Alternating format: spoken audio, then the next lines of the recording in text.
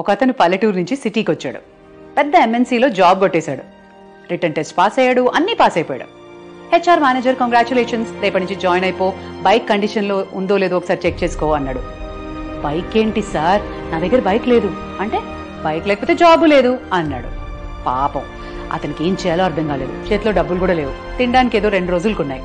సరే, ఆ డబ్బులు తీసుకుని హోల్సేల్ మార్కెట్కి వెళ్ళి కూరగాయలు కొన్నాడు. అవి ఇంటింటికి సప్లై చేయడం స్టార్ట్ చేశాడు.